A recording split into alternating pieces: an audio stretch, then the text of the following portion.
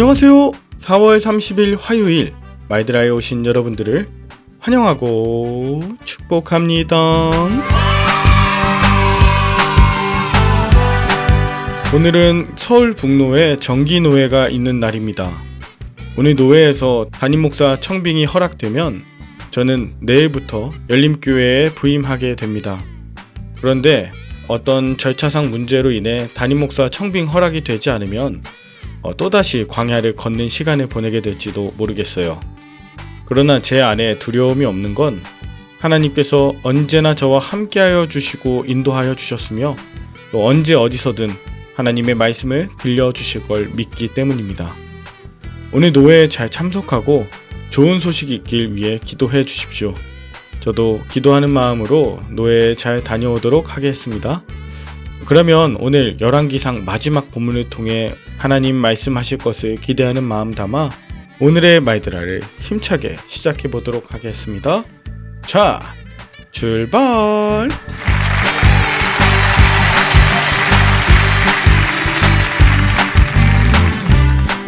오늘은 열왕기상 마지막 22장을 묵상합니다.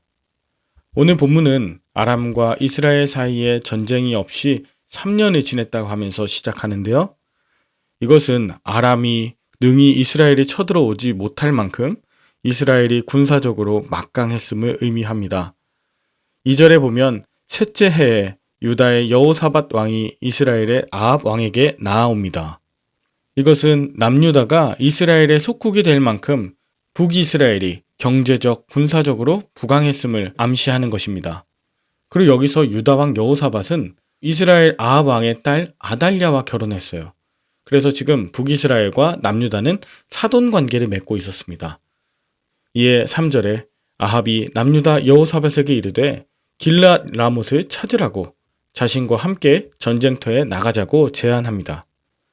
아합이 길르앗 라못을 되찾자고 하는 건 크게 두 가지 의미가 있었습니다. 하나는 지난 본문 20장에서 아람 왕 베나닷이 아합 왕에게 자신이 빼앗은 모든 성읍을 돌려주겠다고 했었지만 3년이 지나도 길르앗 라못을 돌려주지 않고 있기 때문이고요. 또 하나는 길르앗 라못이 요단 동편에 위치한 땅이라 이곳을 차지하면 그 요단 동편에 있는 아람을 제대로 감시하고 통제할 수 있는 군사적 요충지였기 때문이죠. 그런데 그때 여호사밧은 아합 왕에게 말합니다. 5절 청하건대 먼저 여호와의 말씀이 어떠한지 물어보소서라고 하죠. 그래서 아합은 선지자 400명쯤 모으고 그들에게 이 전쟁을 해야 할지 말아야 할지 묻습니다. 그러자 이 400명의 선지자들은 여호와께서 길르앗 라못을 왕의 손에 넘기실 것이라고 말하죠. 그러나 여호사밧은 그들이 진짜 선지자인 것을 아님을 직감하고 다시 한번 7절에 이 외에 우리가 물을 만한 여호와의 선지자가 없냐고 아합에게 묻죠. 그제서야 아합이 대답하길 8절 이물라의 아들 미가야라고 하는 선지자가 있는데 그는 항상 자신이 원하는 답이 아닌 흉한 일만 예언해서 자기는 그 미가야를 싫어한다고 말하죠. 아합은요, 이스라엘 왕들 가운데 가장 강력한 통치력을 발휘한 인물이었지만 한편으론 자신을 비판하는 소리에는 견디지 못하는 그 어린아이와 같은 자였음을 알 수 있습니다.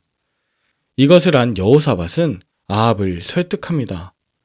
그렇게 여호사밧의 충고에 못 이긴 아합은 마침내 그 선지자 미가야를 부르죠. 아합이 보낸 사신이 미가야 선지자를 부르러 간 사이에 아합과 여호사밧은 왕복을 입고 성문 광장에 앉아 있습니다. 그리고 그때에도 여전히 그나아다의 아들 시드기야를 중심으로 한 400여 명의 선지자들은 여호와의 말씀이 이 아람 사람을 진멸하실 것이라고 계속 말했죠.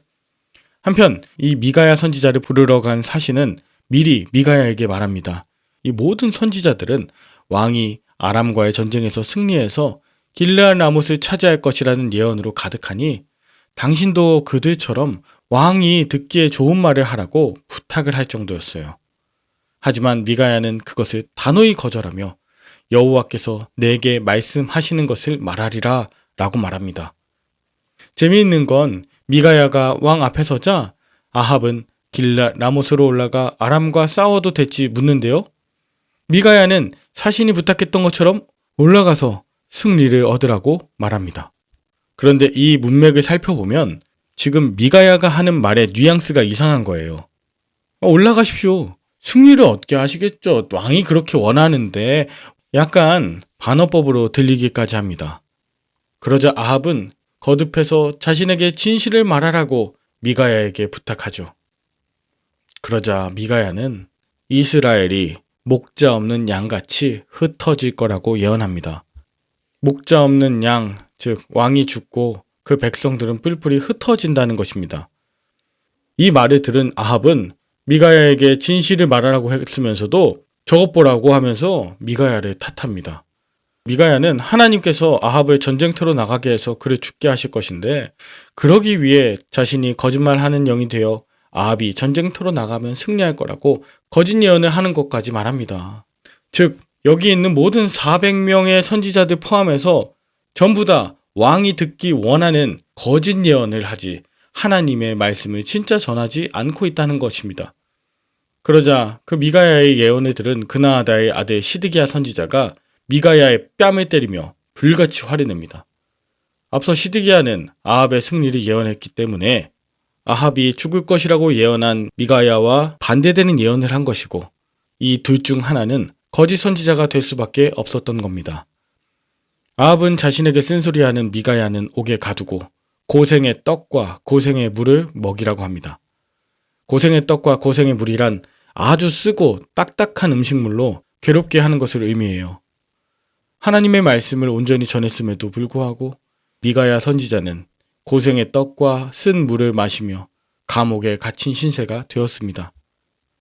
한편 이스라엘 아합 왕과 남유다 여호사밧 왕은 길앗 라못으로 전쟁을 하러 나가게 되는데, 아합은 변장하고 전쟁터에 들어가고 이 여호사밧 왕에게 자신의 왕복을 입힙니다.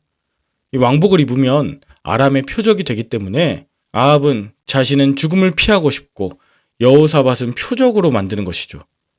그런데 놀라운 건 아람 군대는 그 왕의 옷을 입은 여호사밧이 아합이 아님을 알고 쫓기를 그치고 오히려 34절에 한 사람이 무심코 당긴 활에 아합이 맞게 됩니다. 그리고 그는 전장터에서 피를 많이 흘려 죽게 되죠.